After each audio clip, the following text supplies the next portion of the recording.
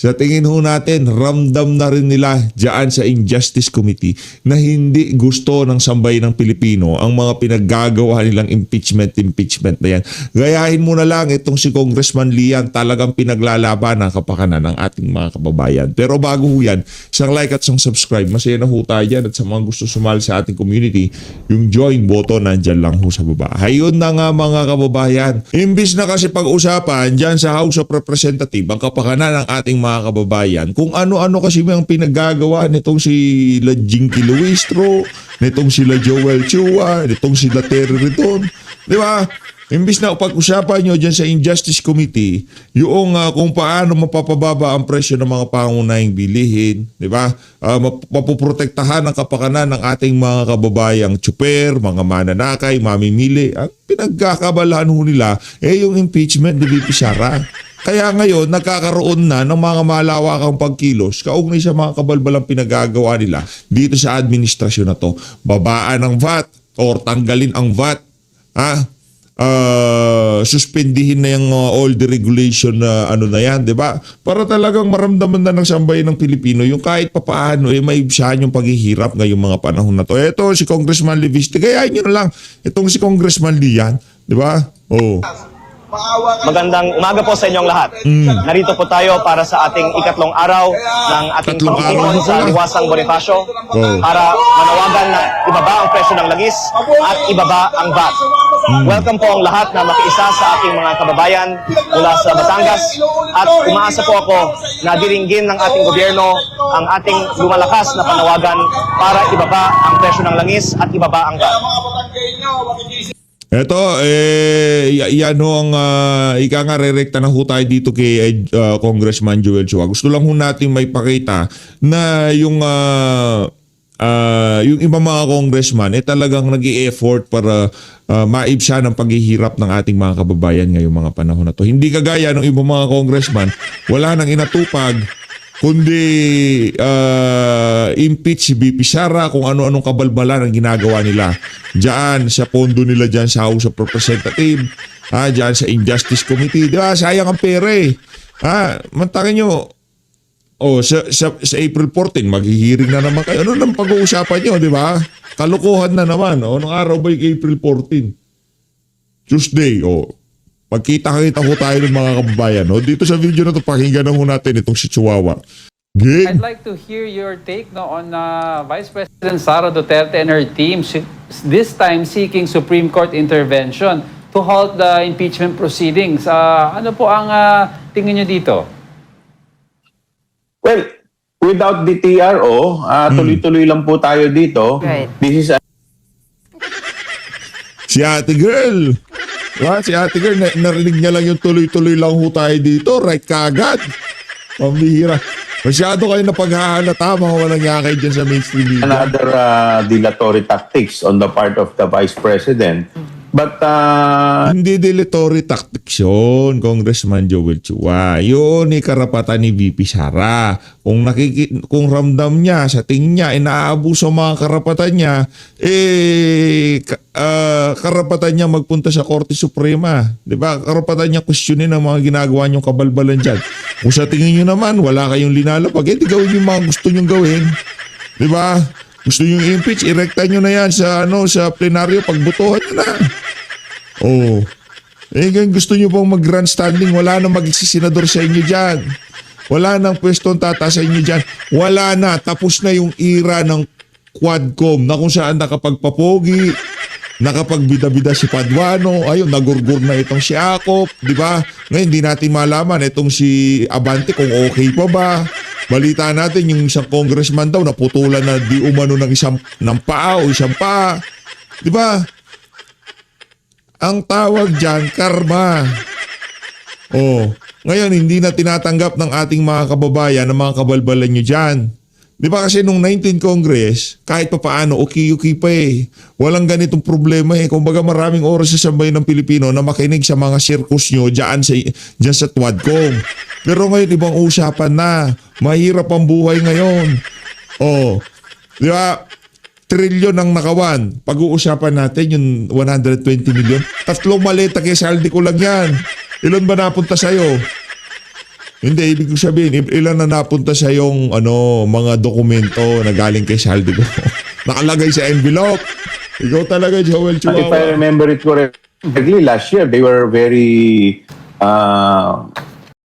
Your workflow is important to us. Please wait indefinitely. With Monday.com's intuitive work management platform, you have the power, not IT. they were saying na gusto rin nila ng hearing. In fact, the Vice President was asking for bloodbath. Oo, sa Senado. Hindi dyan sa House of Siraulo ka ba? Ito talaga si Joel Chua, oo.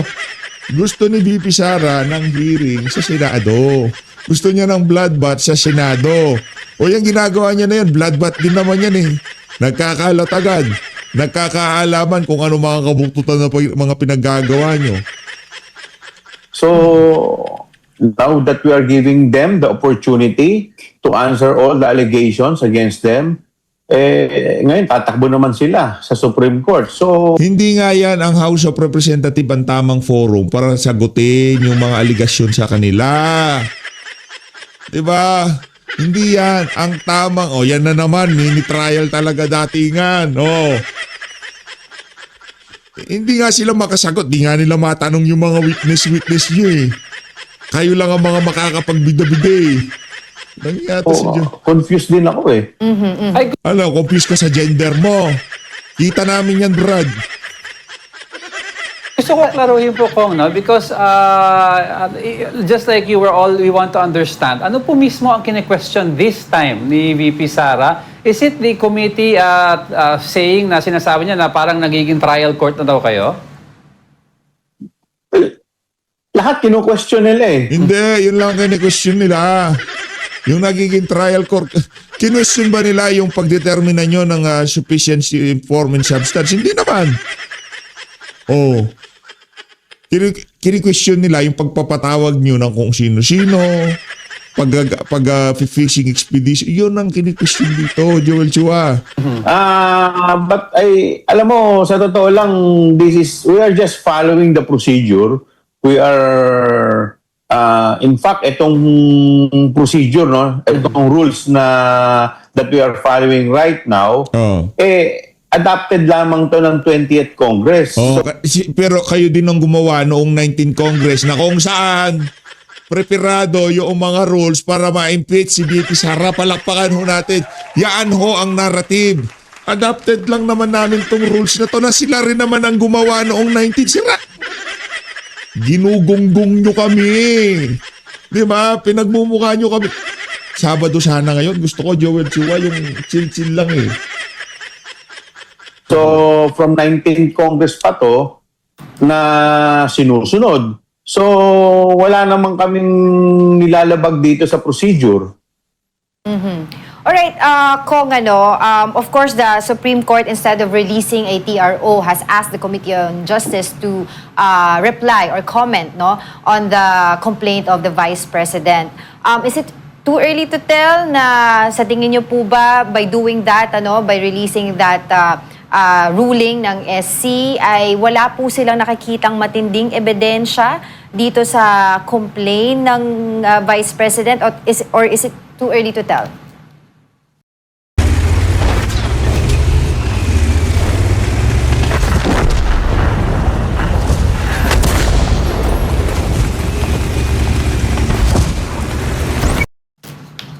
Too early to tell. Pero sa akin, wala naman ako nakikita talagang grounds para mag-TRO ang Supreme Court. As a matter of procedure, siguro, they would ask us to answer. Pero hanggang dun lang yon. Dahil ako, nakikita ko naman, sa nakikita ko, wala naman ako nakikitang mali sa ginagawa ng Committee on Justice. Ganyan din nakikita nyo noong sinabi ng Korte Suprema na unconstitutional yung ginawa nyo doon sa naunang impeachment. Ganyan din. Wala kayong nakikitang mali. Kasi nga mga bulag kayo dyan. Ang gusto nyo lang ma-impeach si VP Sara. Ang gusto nyo lang matanggal si VP Sara. Di ba? Wala kayong ginagawang mali. Pero pagka na-point out na sa inyo na, yan, mali yan, hindi kayo dapat nagmi-mini trial, doon nyo palang marirealize, anak ng toko, ang daldal talaga nito si Jinky Luistro kung ano pinagsasabi sa social media. Di ba? Ang daldal talaga ni Joel Chua kung ano-anong pagsagot, binibigyan ng pagkakataong pagsagot. Sa Senado na ho yun. Hindi dyan sa Injustice Committee. Okay? Sa Senado yun.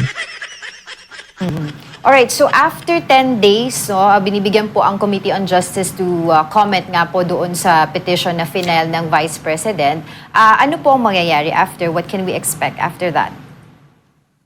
Basta kami po, tuloy-tuloy lang kami. On April 14, we will proceed with our trial. Tatlong hearing dates lang ang Senate Chairman until the end of April. And after which, kung wala na sigurong itatakel, then we will vote upon the probable cause. After which, kung may probable cause, isasampa na ito sa plenaryo and we need 1/3 vote. Wag nyo na, may probable cause na yan. Anak ng toka, pinapatagal nyo pa eh. Ito talaga si Joel Chua, binobola pa tayo. May probable cause na. Tanungin mo yung si Benny Abante. Bumoto nga sila ng sufficiency in form and substance. Sa probable cause, hindi sila buboto. Ito talaga. Loko-loko talaga to. Kung bumoto ka ng sufficiency in substance, niniwala ka na talagang merong ginawang kalokohan itong si BP Sara. Diba? Naniniwala ka doon sa complaint. Naniniwala ka na merong problema si BP Sara. Kung bumoto sila doon sa sufficiency in substance, sigurado boboto sila dyan sa probable cause na yan. Yung Joel Chua na to, magbotohan na kasi kayo. Dali nyo na yan sa plenaryo. Wala, bloodbath sa Senado, hindi dyan. Anak ng tao ka, masyado kayong mapapel. Hindi nyo na trabaho, kinukuha nyo pa. Okay, so just recently, a few moments ago, I just read a report that the House Committee on Justice, kasama po kayo doon, ay nagpasabina na po kay Attorney Michael Powa, no, para po sa susunod na hearing po ninyo on April 14. And itong sabina na to, speaking of this, ay isa po doon sa mga complaints ni Vice President Sara Duterte that wala daw pong karapatan ang House Committee on Justice na magsabina ng mga evidence because yun nga daw po, you are doing a mini trial. That is not true. In fact, hindi lang yung Committee on Justice. Lahat po ng mga committee sa Congress may right to issue subpoena. This is written in our rules under Section 7. So, wala po akong nakikitang mali dito because we are required to, in fact, pati po siya pwede po siyang mag-submit ng kanyang evidence. No? So, kami naman, we are required also to obtain additional evidence. Hindi pa naman, we are not expected to cross-examine Attorney Powa or any witnesses for that matter. Ang purpose lang nitong subpoena, the reason why we are asking them to appear is to identify at least yung mga signature kung sila nga yun, and to ask clarificatory questions. Ay na nga, cross-examination yun. Si Raulo ka pala eh. Lakas sa saltik mo, Brad. Yung to ask certain questions, cross-examination yun. Pagka tinanong mo na si Madriaga, nagtrabaho ka ba talaga kay BP Sara? PSG ka ba talaga? Ganito ka. Cross-examination yun. Abogado ka pa naman. Yan ang problema pagka gusto nyong pagmukaing tanga ang sambayan ng Pilipino. Kaso hindi ho yan mangyayari mga kababayan. Papayag ba kayo na ganito tayo tratuhin itong di natin malaman ano ba talaga yan si Joel Chua?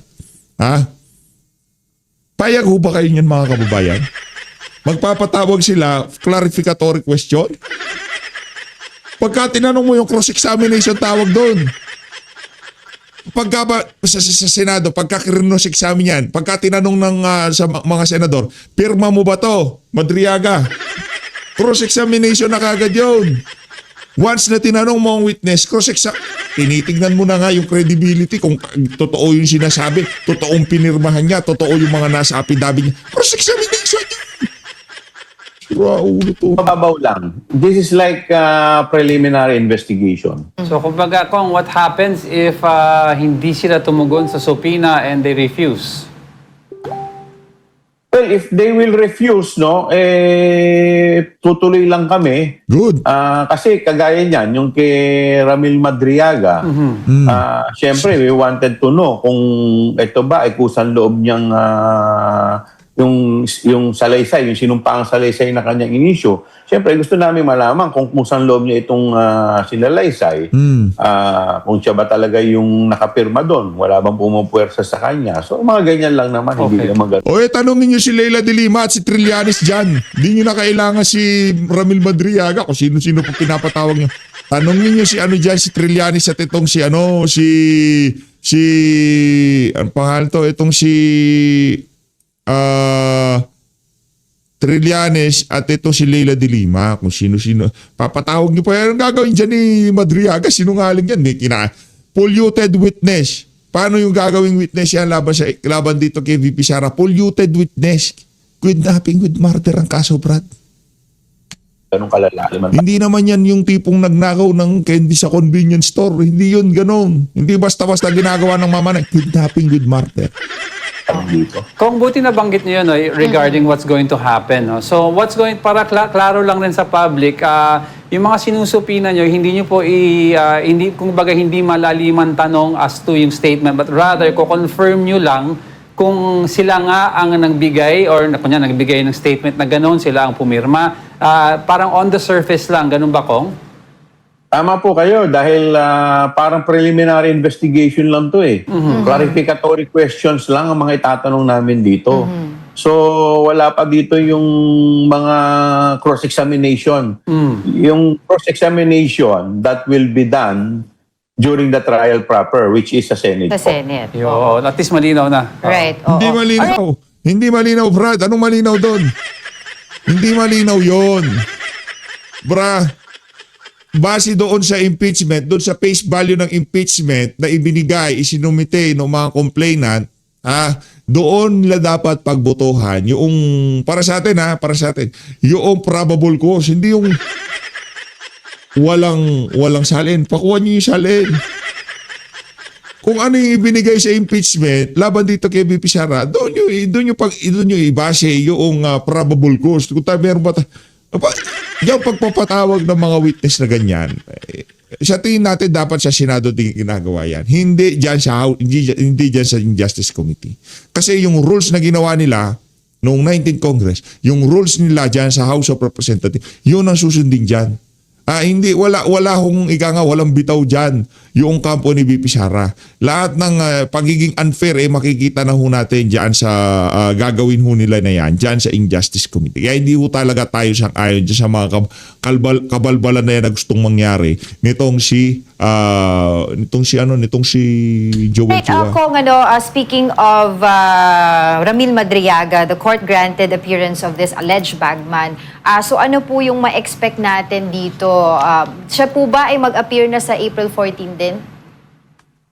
I was told yesterday that the application or the petition by the Committee on Justice to request for the appearance of Ramil Madriaga before the committee was already approved by the court. Right. So we expect him sa April 14 to appear before the Committee on Justice. Yan. And how significant is his statements, knowing that most of the complaints naman po against the Vice President dito sa kanyang impeachment proceedings were also tackled already nung last Congress, nung dun sa first impeachment sa kanya. But this time around po kasi, there's Ramil Madriaga. Well, if you will remember it, if my memory will serve me right, during the Committee on Good Government, we conducted investigation with respect to the confidential fund. Now, meron po dito mga pending questions like saan napunta yung pera, 'di ba? Ang tinuturo nun, ang humawak si Colonel Nolasco at saka si Colonel Lachica. Doon po tinurn over nung dalawang SDO o yung tinatawag natin na Special Disbursing Officer. Now, dito sa statement ni Ramil Madriaga, parang sa kanya ibinigay, sa kanya doon na ito na yung connection. Ito na yung magko-connect kasi merong merong missing link kaya hindi talaga hindi bebenta yung impeachment na yan. Kaya kailangan yung missing link maipresenta nila at yung missing link na yan walang iba kung hindi si Ramil Madriaga. Palakpakan ho natin. Di ba? Ang galing. Di ba? Habang naghihirap na sambayan ng Pilipino, imbis na nagbe-brainstorming itong mga congressman na kagaya nitong si Joel Chua kung paano pag-aangin ang buhay ng sambayan ng Pilipino. Nagbe-brainstorming sila para pag-konektahin yung mga istorya laban kay VP Sara. Pambihira. turn over itong money through duffel bag at dineliver niya to certain area. So yan ang mga laman ng kanyang sinumpaang salaysay. Okay, and then isa rin po sa mga talagang pinag-uusapan dito sa impeachment court or impeachment complaint against the Vice President, still yung issue po ng confidential funds nga po niya at yung usapin po ng kung sino si Mary Grace Piatos, etc.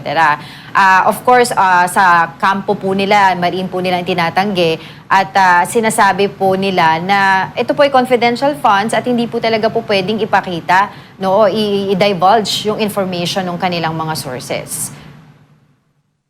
Your thoughts on that po?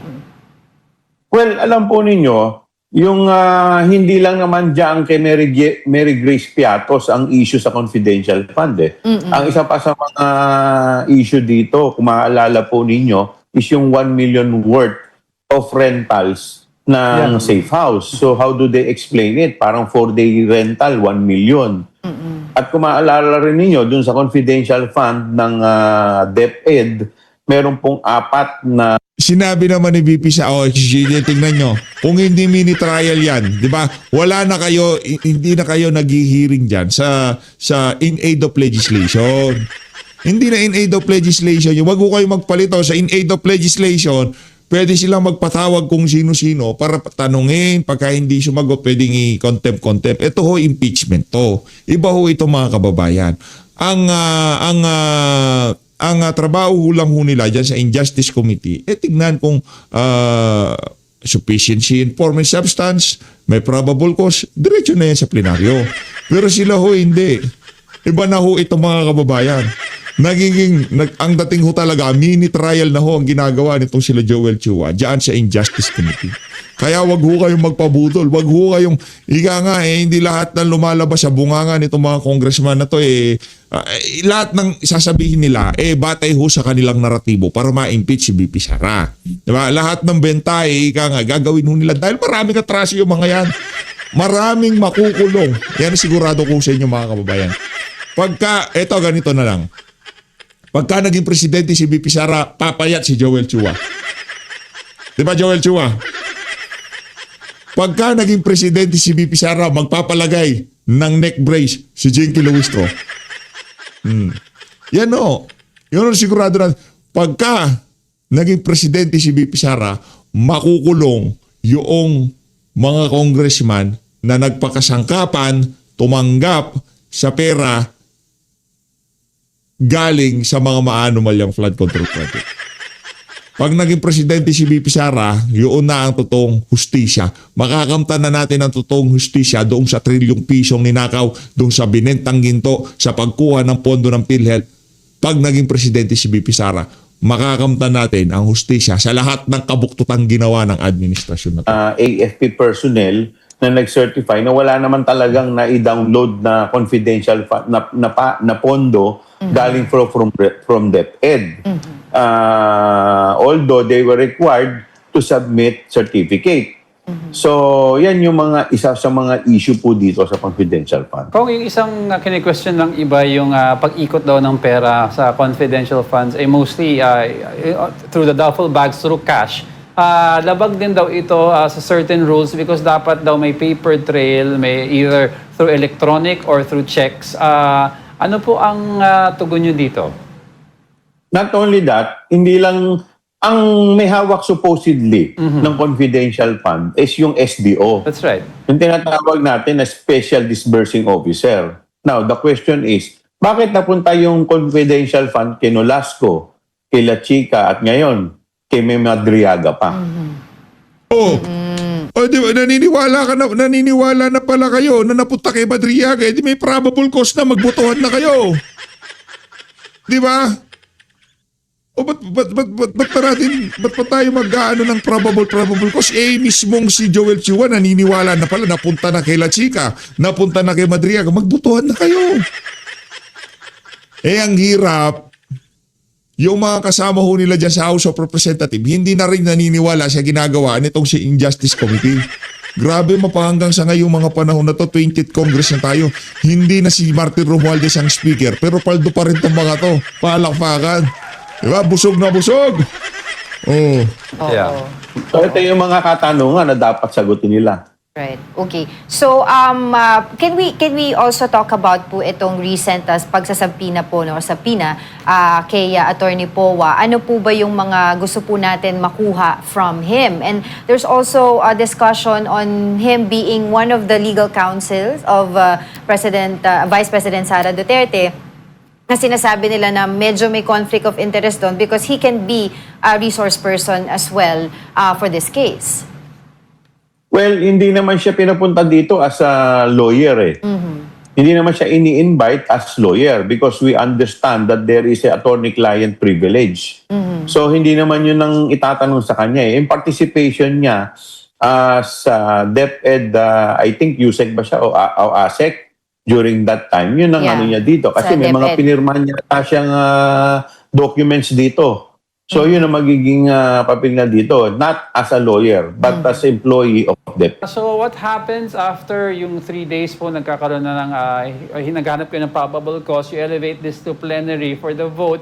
Based po sa inyong pakikipag-usap sa isang congressman, ano po ang sentiment nila with regards to how you think they might vote? Well, sa ngayon naman, nakikita naman natin, no? So sufficiency in substance, sufficiency in form, we were able to get more than sufficient, no? Sa 54 yata, 54 votes Yes. as to 1 against. So nung nagkaroon ng botohan sa sufficiency in ground, more than sufficient din ang nakuha natin. So we expect na dito sa probable cause, pag nailatag na itong lahat, we also get the same numbers or even more. Bakit? Kinakabahan ba kayo? Kaya nyo ba ginagawa lahat ng kabalbalan na yan? Pati yung mga trabahong hindi nyo na dapat gawin? Marami ba sa mga kasama nyo dyan sa Injustice Committee na ayaw na nilang bumoto sa probable cause sa impeachment na yan? Di ba? Magbotohan na kayo, Congressman Joel Chua. Huwag nyo sayangin ang pera ng sambayan ng Pilipino. Magbotohan kayo, tapos dalhin nyo na yan sa plenaryo. Ngayon, kung umakyat sa Senado, pagka hindi pa sumagot si VP Sara, di ba, nagkalatagad na doon, pagka hindi siya sumagot, magkakaproblema talaga. Kasi ano niya na yun eh, ika nga, doon talaga kailangan niya na sumagot. Pero dyan sa ano nyo, kalokohan nyo na yan, dyan sa circus nyo na yan, dyan sa grandstanding nyo na yan, hindi karapat, kung ayaw sumagot ni VP Sara, tuloy-tuloy nyo na lang yan. Idalhin nyo na sa Senado. Para yung gusto nyong mailatag, gusto nyong mapatawag, tignan natin kung paano tatanggapin na sambayan ng Pilipino yung witness nyo na polluted. Na merong kinakaharap na kasong murder, kidnapping. Kong, of course, a lot of people are saying, questioning also the timing of, talking about the impeachment complaint against the Vice President, saying na we're in a crisis right now at ito pa daw yung inaatupag natin. What can you say about that? Also, about the survey recently saying the majority of the Filipinos nag-o-oppose nga po dito sa usapin ng impeachment complaint. Alam mo yung timing, the timing was filed even before this crisis happened. So, and hindi naman po Congress ang nag-file nung impeachment. It was a private citizen Kami po, we are just doing our constitutional duty as member of the Committee on Justice and member of the House to, tugunan itong complaint because that is our constitutional duty. Now, we should not, hindi natin po pwedeng ibaliwalain ito dahil ito po kasi usapin na accountability. So are you saying na pati po ba yung investigasyon sa ibang issue kagaya ng flood control dapat din tumigil dahil meron po tayong crisis? Bakit? Ano nangyari? Bakit tumigil nga? Bakit tumigil? Bakit ka nagdedire-diretso? Yung flood control tumigil. Yun! Brad, trilyon ang nakawandog. Diyan, chismis ng terror doon ang pinag-uusapan natin. Doon, merong mga testigo. Diyan, naghahanap pa lang kayo. Doon, sandamo ka lang ebidensya. Diyan, naghahanap pa lang kayo. Nagpipising expedition pa lang kayo. Huwag mong pagkumparahin yung flood control investigation diyan sa impeachment na yan. Malabo, Brad. Malayo. Yung mga Paano kasing layo? Si VP Sara magiging presidente. Yung amo yung si Martin Romualdez hindi magiging presidente. Ganon kalayo. here po sa Sandigang Bayan na mga problema rin ng taong bayan, dapat ba tumigil rin dahil meron po tayong crisis?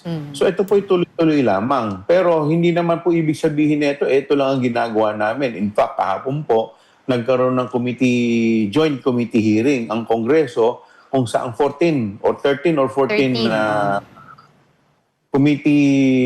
committees ang nagsama-sama para po mabigyan ng briefing yung dito po sa crisis na ating kinakaharap. It was attended by members of the cabinet from different department. Nandun po sila Secretary Sharon Garin. Ikaw, ba't di ka nagpunta? Si Jinky Luistro, bakit wala? Di ba kayo interesado doon? Impeachment lang talaga ba ni VP Serran? Trabaho niyo dyan sa House of Representatives? And so forth and so on. So lahat po yan, tinutugunan po natin. This is part of our job and part of our constitutional duty. Well, going back to the Supreme Court, of course, some legal luminaries are saying na kung mismong procedure ng House of Representatives ang kumbaga dinidesisyonan ng Supreme Court, maaaring magkaroon po ng mga judicial overreach. Don't you think that it's high time to review the provision in the Constitution where Supreme Court justices na who are also, nga sinasabi nila, impeachable din, na sila po yung mga nagde-decide po on how Congress should deal with proceedings such as this? Well, ako I agree with the observation of some of our legal luminaries.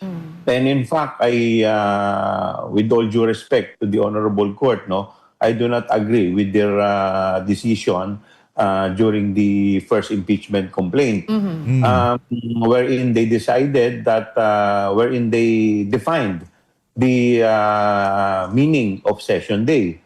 So kasi para sa akin pakikialam 'yun ng Nako. Pakikialam daw ho. Rules namin. Of course, ayaw rin naman siguro nila na pati yung rules nila pakikialaman din ng Kongreso because we are both separate bodies, no? So, kaya nga, itong lahat ng itong nangyayari po sa atin, something na dapat tignan at pag-aralan po. So you believe, para klaro lang Kong, you believe that there was judicial overreach sa una pa lang? Sa una pa lang po, I believe that there was already judicial overreach by, of course, redefining the session days. Isipin nyo, could you imagine, matagal nang ginagawa ng Kongreso yon. Yung session day, binago po nila for purposes of impeachment. Kailan pa po nangyari yung ganun? Pero kung what happens now, kasi nag-set na ng precedents na even though most of the congressmen we've also spoken to, they do believe may overreach, pero sumunod pa rin ang House of Representatives. So moving forward, paano po itong mga may precedents? If mangyari ulit to, what will happen now? Well, siyempre, sinunod namin yon dahil ayaw naman namin na magkaroon tayo ng constitutional crisis. So we hope, no, na the Supreme Court will not go beyond kung ano man yung dapat sa kanila lang. Alright, of course, ito pong, kumbaga, ang term na ginamit ay pagpunta, no, paghingi ng saklolo ni Vice President Sara Duterte sa Supreme Court nga na i-complain po na i-nullify ito pong mga complaints sa kanya. Was this expected na po by the House of Representatives? Nung nag-file po sila ng answer ad cautelam, doon pa lang, they are already questioning the jurisdiction of the House Committee. Ganun din ang ginawa nila doon sa nung nakaraan eh. So, parang ina-anticipate na rin namin. Kasi may mga nagsasabi po na meron pong misleading, no, na nangyayari po dito sa Supreme Court and the public. Do you agree with that? Yeah, I agree. Kumbaga, kanya-kanyang narrative ito eh. Yung narrative nila, nitong si Joel Chua, matanggal si VP Sara. Na i-justify nila yung okay lang yung ginagawa nila dyan. Diba? Okay lang problema dyan. Ayun na nga mga kababayan, anong masasabi nyo dyan sa na yan? Hindi pa pala susuko, kala ko susuko.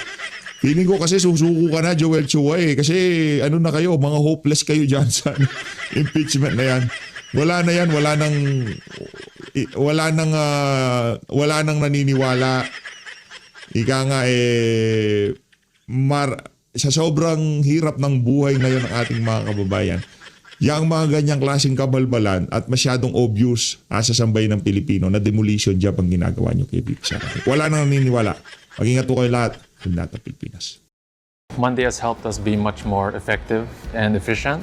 Maxis Group started out as a small family business, and now throughout the years we've acquired different companies both internationally and locally. Right now we're using Monday.com as a project management tool, so this helps us keep track of everything, and at the same time we're using it as our ticketing system for the IT department. Monday.com has given us the ability to let us know where we are, where we've been, and where we're going to be. So having that information is very, very, very useful.